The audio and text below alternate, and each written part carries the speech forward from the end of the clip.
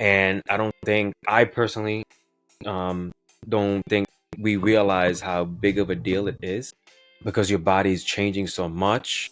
It's like, you guys, like, hold on. So for women, your body changes during puberty.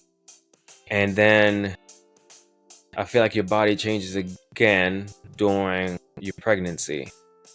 And then it changes again during menopause. That's kind of insane.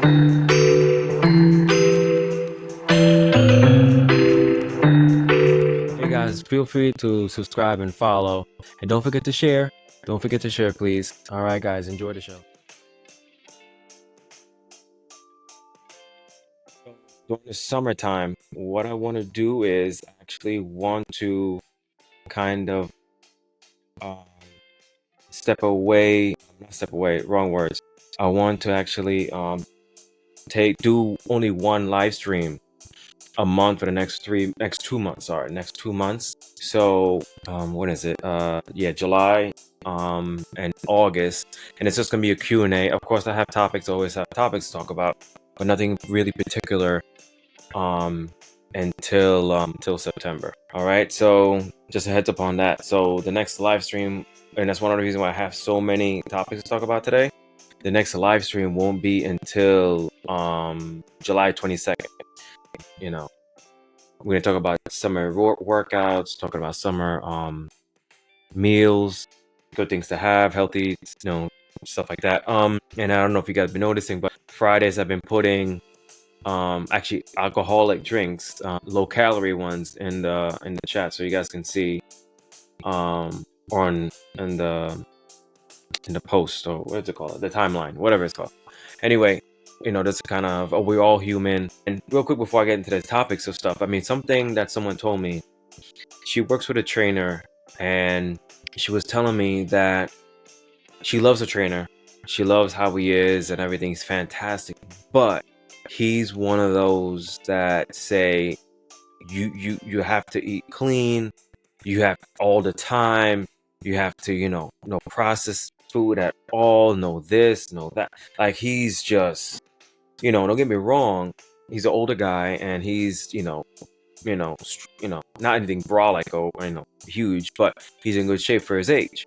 But she was telling me, it's like, realistically, that's kind of impossible. Not impossible, but it's difficult. People that are starting out or whatever don't want to hear that.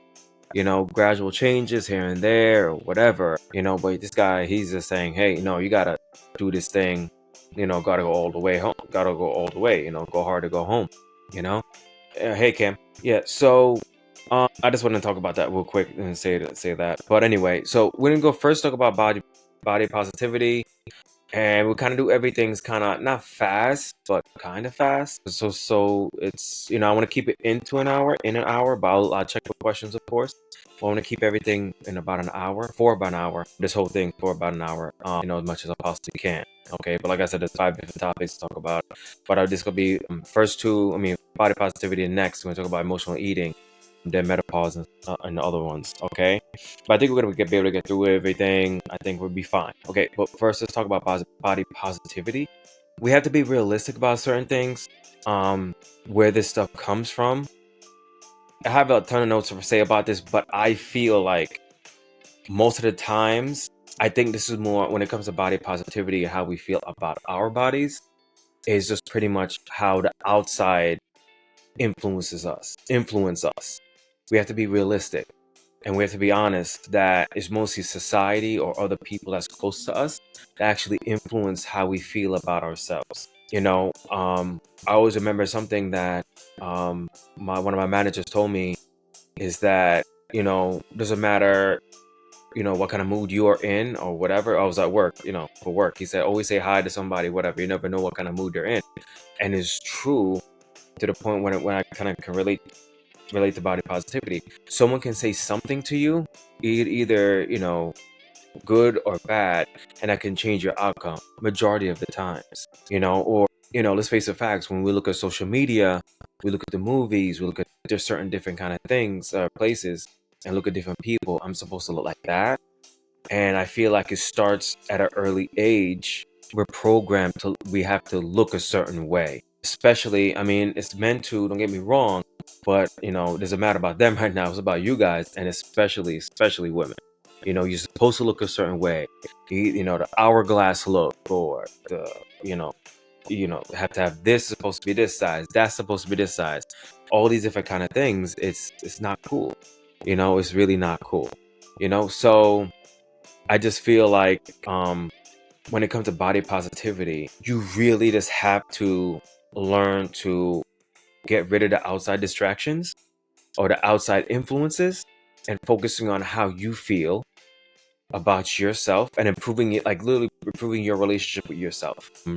The idea of self-love, self-care, self-love, being kind to yourself, and just forgiving yourself for your own imperfections, according to society, what your imperfections are. Okay, because majority of times, you know, all these standards that people have are unrealistic. I mean, we spoke about how most of these fitness influencers, they look a certain way, and oh, we have to, that's what we're supposed to look like. We're supposed to look like, quote unquote, Greek gods, god or goddesses. That's not true, and that's not realistic. Okay, that's also unhealthy. Okay, and there's like I found out or realized now, well, for some time now, but there's three um ways to kind of be unhealthy on a physical side. Time we see it is either you're extremely skinny, anorexic, even extremely overweight, but we don't look at like extremely muscular and low body fat and all those kind of things. Or your veins supposed to be showing, your chest and your abs supposed to be a certain way. There's a reason why these bodybuilders, they look a certain way, and then they regress.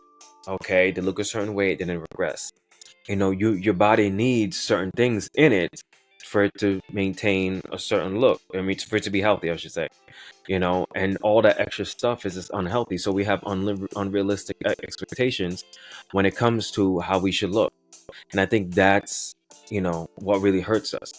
By incorporating all these different, I mean, ideas in our heads about it, and it's not good. It's not healthy. You have to look. You have to consider.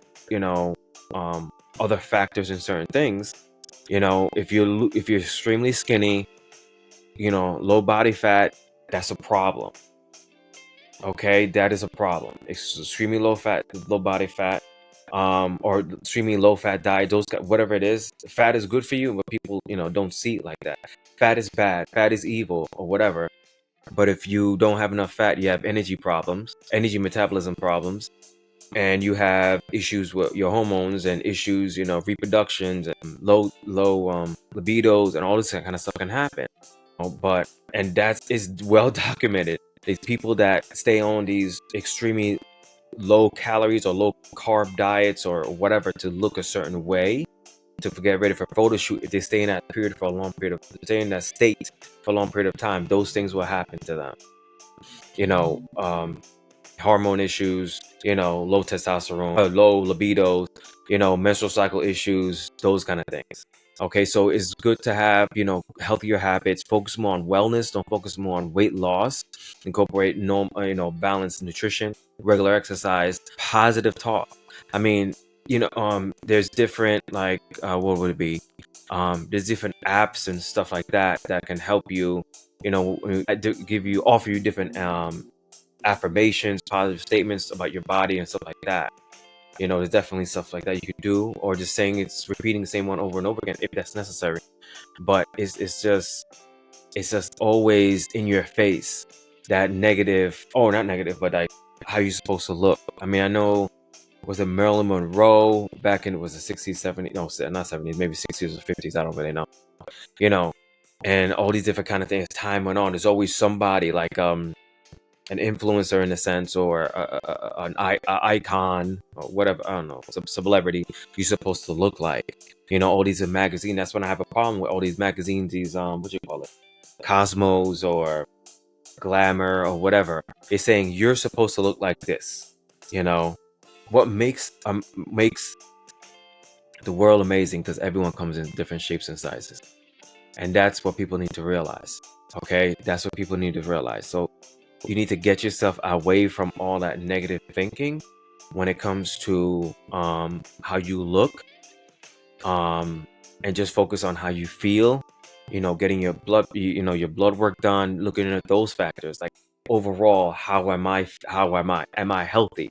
And stop following these stereotypes of having, um, you have to look a certain way, a certain size. And what the hell is 00? What is that? Like if you go to the store, I mean, men don't have that, but women have it. I'm size 00. What is that? That makes no sense. Okay, fine, I guess 0, but what doubles? Like I don't understand it. But whatever.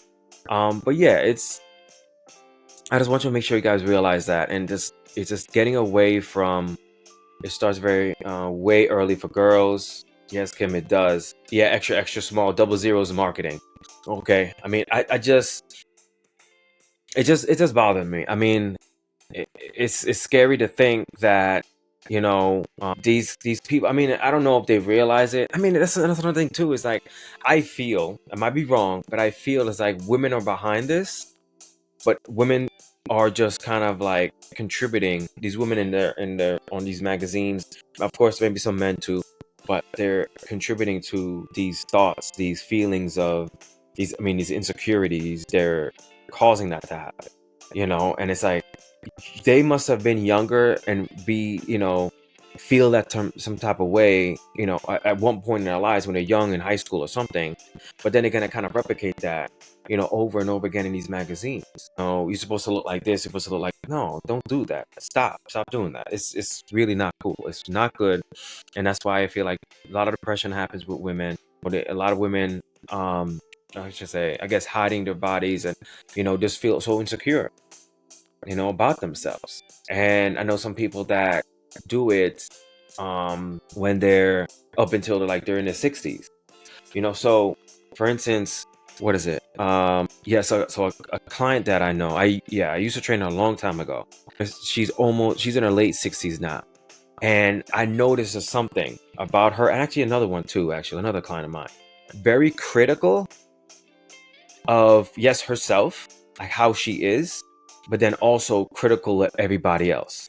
That's how I can tell um tell a lot by somebody, if I mean, by their looks, how they the size and everything, maybe how they dress too, but they're very critical about themselves and how other people are, how they put on weight. And it's not probably not much, but they notice the change and stuff like that, and they have to say it. They have to say it out loud. They have to, like, I guess, to make themselves, I don't know. And I know from knowing these people very well, it started because of one, actually, the father would say, fat, you look fat. And she wasn't fat, and say all these things, and, it's both females, and it's like Kim said, it starts very, very young. And then that carries on with you years and years and years. You're critical of yourself, and because you're critical of yourself, you don't eat enough. Well, I can't have that. And that's what people say. Usually stereotypically females eat like rabbits, kind of thing. They pick at things or whatever, but don't really eat that much because they're worried about gaining too much weight, and these whatever it else. So these are those things that I feel like we have to step away from, and have to look at the person who's being critical of yourself, or critical of you, or if you're just looking at a magazine or whatever. We have to step away from that, and put and or put that person, whoever it is, in their place. Doesn't matter if it's a spouse, doesn't matter if it's a brother, doesn't matter if it's a sister. Tell them, you know what, you worry about yourself. And most of the time it's like they're insecure themselves. Most of the time they're insecure about themselves. And it's crazy. It's absolutely crazy, man. Yeah, so like I said, I mean, let me see if anyone has anything else to say. Even, good question. Well, should we pay attention to BMI? No, absolutely not. Do not pay attention to BMI. Do not ever pay attention to BMI.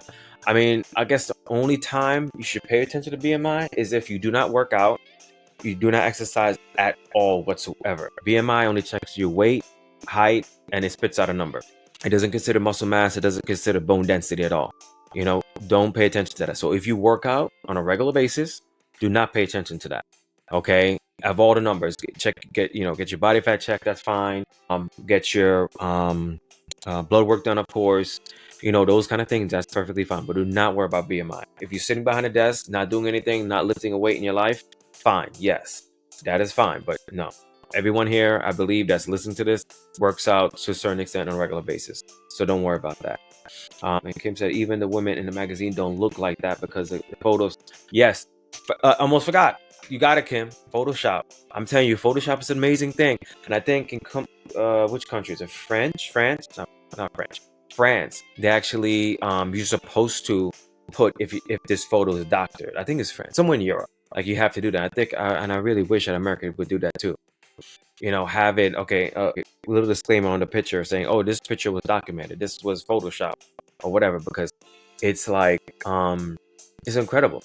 I mean, it's one thing, the person looks very sculpted, the woman looks very sculpted, very developed muscles, but then there's definitely imperfections, maybe acne or something like that. If they're on steroids or something like that, it's probably something they have to filter out or touch up a little bit. You know what I'm saying? So all I'm saying is, just don't pay attention to all that crap. It's just don't.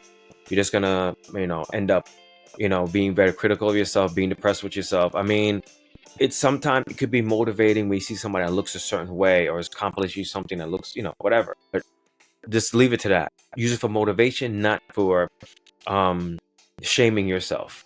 Maybe this person's this age, why do I look like this and I'm younger than them or same age as them or whatever. Comparison is a thief of joy. Okay, remember that. Comparison is a thief of joy. All right. Alrighty, guys. So I want to move on to the next one.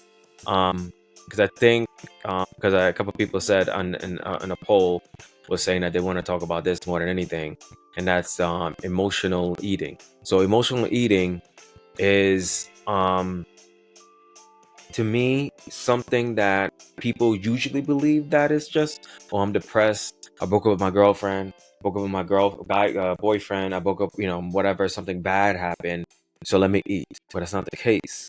It could be something that's happy, oh, graduation's just happened, let's have a big old piece of cake. Those kind of things, that emotional eating can hurt us. And then of course we eat that food and then we feel some type of way. What did I do? And then you shame yourself for doing that kind of thing, and then you might even end up going back to eat more or what have you. So just understand the difference though. Okay, when you're actually legitimate hungry, it will gradually come on. When you get hungry like that, that's emotional. Okay, then also remember, like, you're watching something, that's something else you have to consider too. I mean, honestly, I wouldn't call that emotional eating though. I just think it's that you're boredom. So I guess that's kind of like, boredom, be emotional eating as well, I guess. Sometimes it's not even just bored. You're just used to the pattern, I should say. Like you're eating, like you're at the movies, you have your hands got to do something. So it's gonna get some like popcorn and eat a popcorn or something like that. But it's very, very, I feel like we all do it.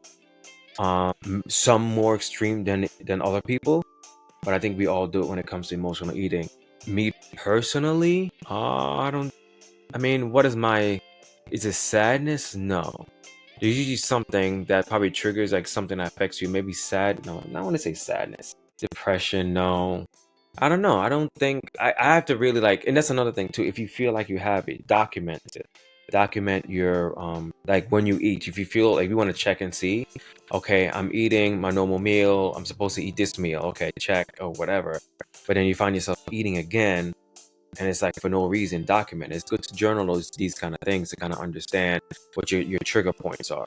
Is it stress from work or personal life, feelings of boredom, like we talked about, loneliness, sadness, major events of change, those kind of things. You have to document it to kind of see, okay, why am I, eating when realistically I'm not happy. Okay, and like I said, hunger can come when should come short. Like, yeah, sorry, hunger is gradually going grow. I mean, emotional eating, that's like that. Okay, what else was I to say? So we also have to like understand, journaling is definitely important, like I said, but we just have to, like I said, figure out how to avoid it and strategies. So if it's like anger, if it's sadness or whatever, or loneliness, I mean, trying to just go outside or trying to just keep your mind occupied, could definitely help. Reading a book, like maybe more mindful eating. If you're gonna eat something, have healthy alternatives to cope with things. I mean, or you could just, instead of like healthy alternative, like food wise, you can also do like more like I said, exercise, going outside, reading a book, talking to a friend about everything. Because sometimes even if you talking to a therapist, maybe, but sometimes if you actually get everything out, you can actually, feel much better. You just want to get everything out. You don't want to, you don't want to eat anything really. Like I said, it's just emotional stuff. So you just want to get it all out. I'm a big advocate of therapy, talking to somebody, just getting everything out. Okay. But it's definitely important to like really try to recognize it and correct it the best you can. Okay, and make slow changes. So find those trigger points, whatever the trigger points or trigger point or whatever, and just kind of control it. All right. Let me see if there's anybody that said, oh my God, I'm missing a lot. Let me see. I do it when I'm bored. Okay.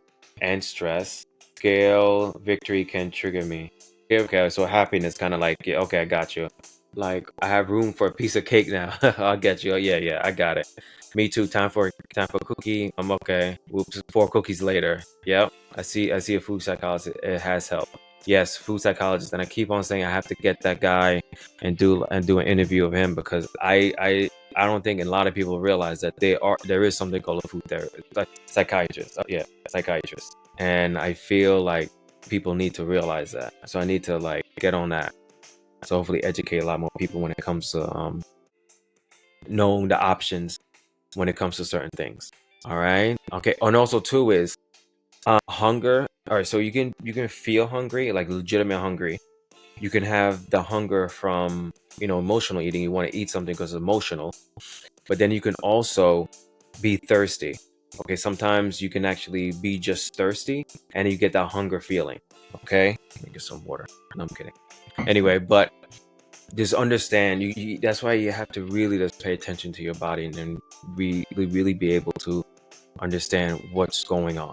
Okay, so I mean, there's a lot of things you can do, like I said, food psychologist, just counseling, therapy in general, a nutrition coach, and just like creating an environment for yourself, like a healthy environment, like keeping those bad foods out of your house. Okay, remember, when you go grocery shop, you should not probably stay on the outside of the grocery store.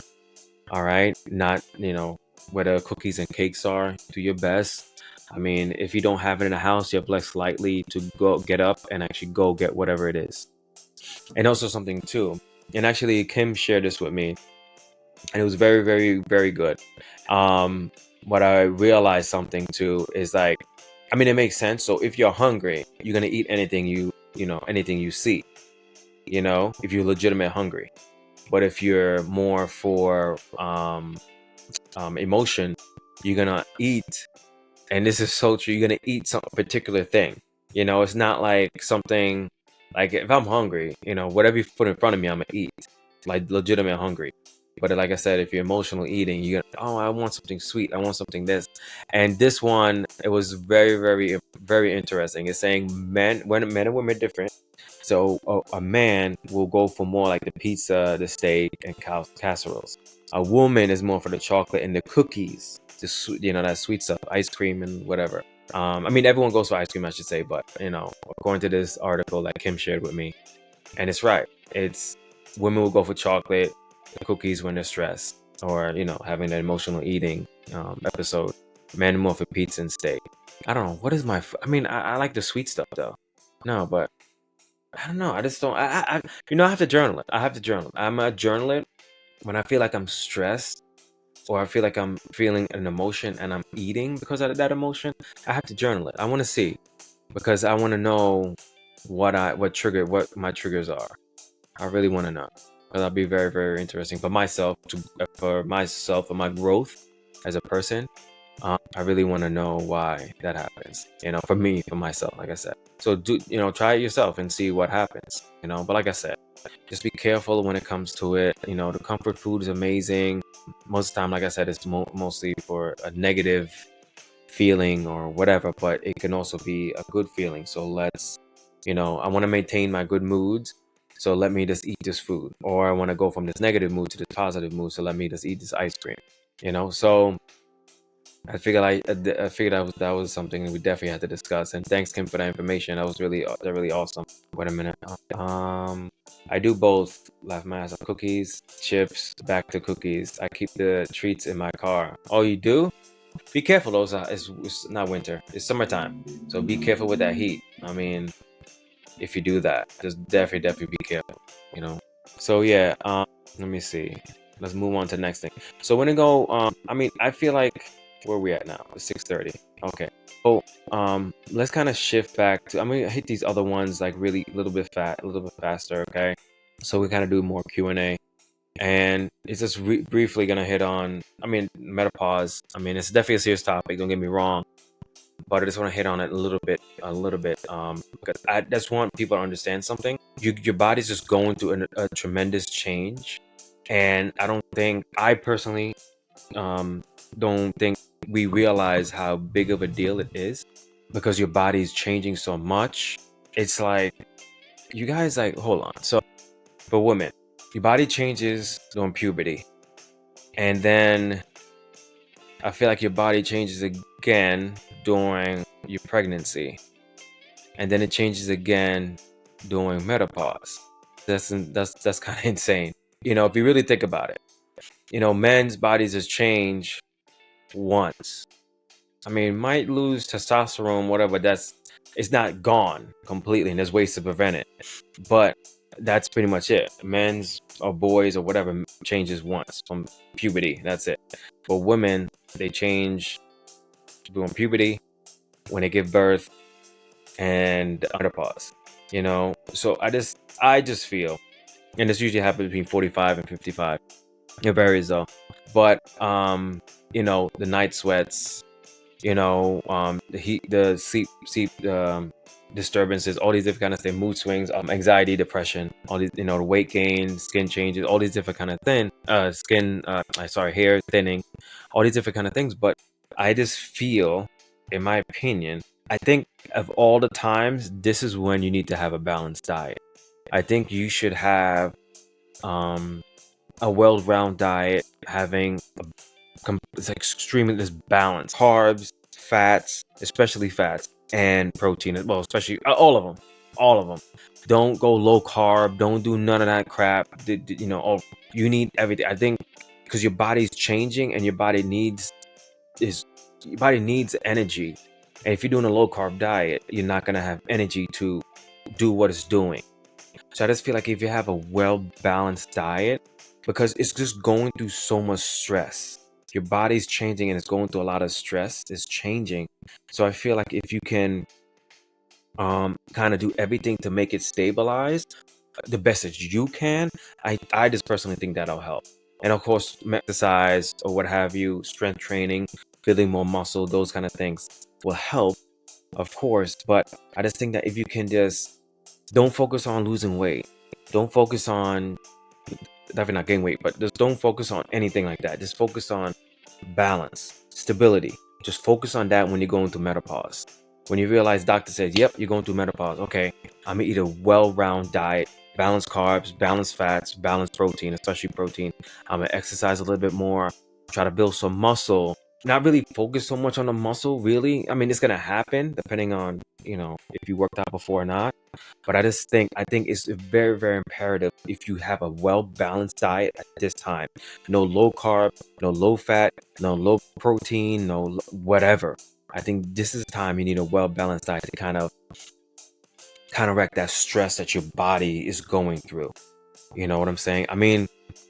I just feel like we try to, not we, but you guys, you try to, I mean, because like I said before, we're trying to maintain that look, that skinny, slim look, going back to body positivity, and, because of how we're raised and the pressures of being young and, told that you're supposed to look this certain type of way and we're not eating enough. And I think not eating enough, you're stressing your body with that. And then you stress your body with, because it's natural, you're going to go through that change. So there's two stresses your body is juggling at once. Let's just eliminate that first one and just focus on that one stress of your body changing, accepting it, of course, and realizing what's going on. This is a beautiful part of life, it's a turning point or whatever, but just accept it, and just kind of, just let it happen, but just do what you can control. Focus on what you can control and eating a well balanced diet, exercise, and hydration, because probably have the sweats or whatever. Creating like a good atmosphere for when you sleep. Okay, and watching the extra stress too. You can go doing more self-care, those kind of things, not beating yourself up and not letting other people affect you. Okay, maybe going to therapy to kind of just not because like your mood swings or you're going crazy. No, I just need to like let everything out. I don't want no stress in my life. I got a lot of crap going on right now because my body's changing. I don't want to add to it. You know, I just, that's my opinion. I just feel like, you know, women just need to just focus on balance, homeostasis, just chilling right there. When you get to that point, when you realize you're going through the menopause, you should definitely just take it easy. Yeah. So I mean, it's that's it, what I really have to say for that when it comes to with menopause and everything. And like I said, it's just not like, okay, it's over with. My life is over, or I don't know what people might say. I don't know. Maybe somebody could fill me in, what they feel when they go into menopause, besides the hot flashes and all kind of stuff. Oh my God, if I feel like I'm burning inside or whatever. But like, how do you feel? Like, do you think that this is like a turning point in your life or what have you? You know what I'm saying? I know this perimenopause. I'm talking about like menopause, people with menopause. Okay, but there's, like I said, though, real quick though, before we go to the next topic though, make sure that when you hit menopause though, why I'm saying to try to add muscle and all kind of stuff, and well balanced diet, yes, but like when I talk about protein and adding muscle, is very, very important, because once you hit that menopause, that's when bone health is a concern, heart health is a concern. There's a lot of things that's a concern. All right. And remember, muscle health. Muscle health is very, very important, because if you have good muscle health, you have good bone health. Okay, and that's also what translate into heart health as well, in my opinion. Remember, you have your bones, they grow and they thicken because of the amount of tension you pull on them by the muscle. So the more strength training that you do, is the more pulling that's going to happen on the bones. And then, of course, you have to have calcium, you have to have vitamin D, of course, because you need that substance to build the bones. You can't just keep strength training and then expect, oh, my muscles, my bones and my muscles are going to get stronger. If you don't want to have the materials to build those strong muscles and strong bones, you're just kind of wasting your time. Okay, so make sure that's the same balanced diet, nutritious diet, having your calcium tablets if you need to take calcium tablets or vitamin D supplements or whatever the case may be. When your muscles are pulling against the bone, that's when the bones get stronger. And of course, your muscles get stronger because you're resisting exercise. You're pulling them, you're tearing them down, you're going to build them up. But like I said, you need those substances, protein, you need the calcium to build the bones, and the vitamin D to build the bones. But so we're very clear with that. Okay, so it's like I said, balance everything out. It's just a beginning. Okay, it's a new chapter when you go through menopause, in my opinion. But I really think that balanced diet is very, very important. Having a balanced diet and everything just, even kilter, or whatever they say. All right, so make sure. Let me see if there's any questions. My mom struggled. Hold on, let me go from the top. Tree to my car. What'd she say? Hold on. Go ahead. If they melt, I can't eat them. Yeah, if they melt, yeah, you're definitely right. Okay, Rishi. I thought I was the only one. Oh my god. Kim, all right, so next time you come to train, I have to make sure I check your car.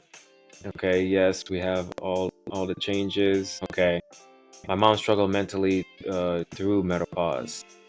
Yeah, I actually, it's one of the things that I noticed too, but all the research when I saw, yeah, there is something, I don't know what mentally were you talking about, but I know for sure it can affect your memory loss and stuff like that when it comes to going through menopause. That's what I'm saying. You guys go through a lot. You guys go through so much. It is so freaking ridiculous, you know. And it's I don't know. But thank you for what you guys do. It definitely can affect mental health. The hormonal changes are wild. Yes. Yeah. I don't know. But yeah, thanks for sharing that, Kim. I really appreciate that. Man, yeah, like I said, you guys go through a lot and it's insane. Thank you for so much. Thank you for your service. I like doing this because I'm learning so much more when I do my research and looking all this information up. And I understood it's hard to be a woman. It's extremely hard to be a woman. A minority woman, especially if you're a minority woman, it's definitely hard. It's like a double negative, I guess. But you guys are pushing through, and I really admire you guys for doing that. But it's some of the stuff is just really ridiculous, man. My gosh, it's like the BS. I mean, being raised by my mom, and for the most part, my sister too as well. And I've seen the stuff that happens. I've seen the stress, how stress can, hair falling out. The first person I ever knew that stress can make your hair fall out is my sister. She was young. She was young teenager, and that's the first time I ever knew, wow, stress is a son of a bitch, for it to do that. Oh, man. Okay, so let's talk. I think we have two more topics. Yeah, two more topics. Sorry. Yeah, we have two more topics. So let's talk about. So I want to talk about muscle tightness. The difference between muscle tightness and muscle and like strong muscles and muscle tightness, because I have a lot of people that come in and they say, you know what, Shane, my legs are pretty strong, and they usually hit their legs, they pound on their legs or whatever. I just want to get my arms stronger, Shane. I just really want to get my arms stronger. And I say, yeah, that's fine, but their legs aren't strong. Their legs are just extremely tight, because of the fact they're sitting down for a long period of time. So there's no great big speech after a long amounts of notes I have to go through with this. It's pretty much plain and simple. When it comes to strong muscles and tight muscles, I mean, it also can happen with tight muscles. So pretty much tight muscles are muscles that have a limited amount of give or whatever, or not able to stretch to the full extent of, like, so you can't touch your toes because probably your hamstrings are tight, your calves are tight. Okay, that just means that your muscles are are just tight, or really could even be spasming or close to, I say close to tearing. I don't want to say that, but because I say you're sitting on whatchamacallit, you're sitting in a chair for a long period of time. Believe it or not, your hips, your muscles from your hip bone all the way to your knee is to a certain extent contracting. Okay, so that's what sometimes people think it's very strong or whatever, or maybe the muscles are thicker than normal, even though they haven't worked out in years or whatever. But it hasn't been really challenged and pushed to the point where they're lifting a certain amount of weight or anything. They're not really doing much, but it's just that the muscles are just feel firm, I should say. That's the best way to explain it. But it's not strong. Okay, so understand there's a difference. Because, like I said, I just brought up this topic because I've seen so many people say that to me. Shane, my legs are stronger than my arms, and I'm just trying to get my arms straight, but they're not. It's just they feel like they are, and it's great. But then, I have them do a squat or something like that, or I have them maybe do 10 squats there. One, stuck in wind, or two, they're starting to, like, the legs are feeling wobbly. So why I want to talk about this, understand the importance of stretching. If you're sitting behind a desk for a long period of time, is make sure you stretch. If you're standing for a long period of time, make sure you stretch. If it's two extremes, either sitting down for a long period of time or standing for a long period of time, you have to stretch. If you're standing for a long period of time, stretch out your calves, especially your calves. Okay. If you're sitting down for a long period of time, you want to stretch out your hips, you want to stretch out your quads and your hamstrings. Okay, so it's a lot more to stretch out because you're sitting down, but it's very, very important, and understand the difference. If you're not strength training, unless you have some type of, there's some people that, I'm not gonna lie, they can be strong and they don't work out. They work out for once a week, or maybe don't work out for months, but they still have that strength or whatever. You could be strong, that's fine. But at the end of the day, as we get older, we have to make sure we stretch out our muscles out. Because muscles, when they're tight, they're not going to be able to function properly. And most muscles that are tight causes pains and aches and all these different kind of things. It's clicking and clacking. You know, I call a couple of my clients, I call them Rice Krispies, because every time they squat, there's that crackling going on in the knees, you know, or something. You know what I'm saying? So it's very, very important that you remember that. You know, there's a balance. There is a balance. You create that balance. You want to work the muscle out. You want to work the muscle out, and want to stretch that muscle. You know, and there's some people are fortunate to get away with it. I mean, there's other options like using a hypervolt gun, that vibrating gun. That's an option instead of stretching. That's fine. You know, I personally like stretching. I use that in a combination of stretching as well. Or you can use like heat, because heat's gonna kind of relax the muscle. If you're just sitting there, it's gonna kind of relax the muscles. Okay, like you go in a sauna or whatever. Some people just do that. I prefer stretching. I just prefer stretching. It's like, for me, because it's the opposite of contracting the muscle. You're stretching out the muscle. Like when you do a deadlift, you're working the hamstring and the glutes. But if you try to bend down, touch your toes, you're stretching it. You know, it's like, you just want to have balance. You know, and understand there's a difference, and you want to make sure that you exert you work your muscles, of course, but you want to make sure that you strengthen your muscle, because a lot of times we can have proper problems with our posture, and it can lead to other things, and other issues like mechanical issues. Like I said, crackling of the knees. Crackling of the knees can turn into, oh my god, I have to get a knee replacement. Certain things can happen. So make sure that you're stretching your body out. Do not skip or stretch. Please do not skip your stretching. Make sure you have enough time. Okay, no questions about that one. Okay, so maybe, any questions about anything? Because we're on the last topic. Well, I'm really, I don't know, going through this really, really fast. But I think I hit on everything I need to hit on. Okay. All right. So let me just double check. Question? No. Already comments. All right. So the last one is gonna be hard gainers. Hard gainers. Some of us aren't like that. Some of us don't have the problem of putting on weight at all. But I actually had a client that just started with me a couple weeks ago, and he's he, in his case, he's a hard gainer. And I have worked with women, of course. There are women, of course, that are hard gainers, and I have worked with a few of them too. And the common thing is always, the workouts are not there. They're not working out enough. That's absolutely right. The one main thing they're not doing is eating enough. And they might say, oh, I can't eat that because I'm full, or I'm stuffed already, or whatever. So your body does something that's amazing, and it adapts. So your stomach can stretch and not re-stretch. What is it? Get smaller. You know what I'm saying? It's like get bigger and go smaller, whatever. So if you're eating, I'm exaggerating, a few sheets of lettuce every meal, your body's just gonna get used to like being like a golf ball all the damn time. But if you're eating a balanced diet and protein, carbs, fats, and everything or what have you, it's gonna get to, let's say, a melon. I'm happy whatever, or not say a melon. Well, not a watermelon, like a honeydew melon. What you call? Yeah, honeydew melon. A little bit bigger than a golf ball, golf ball. So that's what happens. Most of the time with these hard gainers, they have the tendency of not eating enough.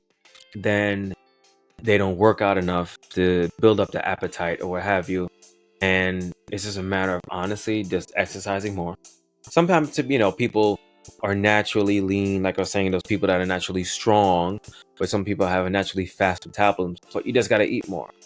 That's really when it comes down to it. And it's something that I'm really trying to impart on people. You're trying to build something. Like I said, with the bones, when we talked about the menopause, you're trying to build strong bones. You're trying to build big muscles, not big muscles like Arnold, but trying to build muscle. You cannot create material out of thin air. No one's Houdini. You need something to build something. You need calcium and vitamin D to build bones. You need protein and amino acids, whatever, and protein to build muscle. And it's like, if you're working out, there are some people that are hard gainers, but they keep working out. Some majority of the time they just give up because they're not gaining any weight. But it just all comes down to your diet. Are you eating enough? And if you realize that, oh man, I have a fast metabolism, okay, you probably have to eat a lot more. a lot more than what, some people might be saying to eat, and it's a curse. I guess you could say it's a curse, but you have to do that. You have to eat more because you're trying to build something out of nothing is not going to work. You're just wasting your time. What you can say, spinning your wheels, if you will. So that's why it's important. And, like I said, there's tons of people that suffer from this. A lot of people that don't suffer from it. Oh, I wish I suffered from that. I mean, I'm one of them. I wish I suffered from that problem. Most of the time it's us when you're younger, when we're kids, like we have a fast metabolism. We can kind of eat whatever we want. But then reality sinks in. Get older, you stop moving. You take a desk job, office job, whatever, and then the weight starts coming on. Okay, but anyway, we need to make sure we remember that. For those out there that are really hard gainers, you really have to just look at everything. Sit down and look at everything. Am I eating enough? And also, like I said, you want to gradually start eating more. Don't go from eating 2 strips of lettuce or whatever every meal to like a big old rotisserie chicken, every meal. I'm exaggerating, but you know what I'm saying. Gradually start eating more food every meal, stretching out your stomach to get to a point where, like, maybe I will recommend, of course, getting your numbers down, get your macros down or whatever, but slowly build on that. And if your weight doesn't increase by then, you probably need to eat some more, believe it or not. Maybe according to some numbers, it might be 2,000 calories. But after you eat 2,000 calories, okay, the weight's not going up. Maybe it needs to be 4,000 calories. I mean, I'm not, maybe 3,000, whatever. But then you probably just keep slowly increase it until you find what makes sense to you when you're seeing the results of your body gaining weight. Gradually, okay, gradually do it. Because God forbid you eat so much you throw up. And then you just say, to hell with this, I'm not going to do this anymore. Anyway, guys, I pretty much got hit on everything. I wish, yes. I know, I wish. I wish too. Trust me, I wish. But yeah, most of us aren't that fortunate to have that problem. But remember, those people are gonna have other problems themselves. They might have problems of you know, maybe hormone issues. Because either, like I said, if you don't eat enough, certain things start to happen. Hormonal imbalances, other health, wellness stuff. Health issues start occurring. Menstrual cycle issues. A lot of stuff can happen. So don't. It's not like it goes back to the body positivity. They might look a certain way. But in reality, inside, you know, something else is going on. Probably it's probably not gonna hit them now, but it probably eventually hit them eventually. Yeah. So yeah. Wow. 53. I think I did it. Okay. Wow. 5 topics, pretty much in 1 hour. I'm proud of myself. But any questions? Like I said though, guys, from in the beginning, we're not gonna have another live stream until July 22nd. Of course, I'm still gonna put stuff in the I post stuff. Of course, I'm not gonna stop posting stuff, of course. But I just wanted to that's I mean, I'm be honest, full transparency. Like today was a beautiful damn day. It was a beautiful damn day, and I wish I could like took my son out and enjoy it or whatever, but I couldn't. I mean, it's fine, but I just want to make sure that I do have the opportunity, because I always remember this one thing with I'll never forget this post. You only get 18 summers with your kids, only 18. So I want to make sure, I get as much, enjoy as much of it as I can. But yeah, but I still want to help everybody the best that I can too. So that's why I'm gonna, like I said, I'm still gonna reply to messages. I'm still gonna, talk to you guys or whatever, and I'm still gonna post stuff. I remember it's I have those alcohol every Friday at 5 o'clock. I'm gonna have a drink, a low calorie drink. Post a recipe and everything. So keep an eye out for that. Yeah, like a summer thing. So I'm trying, guys. I'm trying my best to like do what I can to make this really. Any challenges for summer? Shushina, that's a good idea. My God. Okay, let me. God, that's gonna be tough.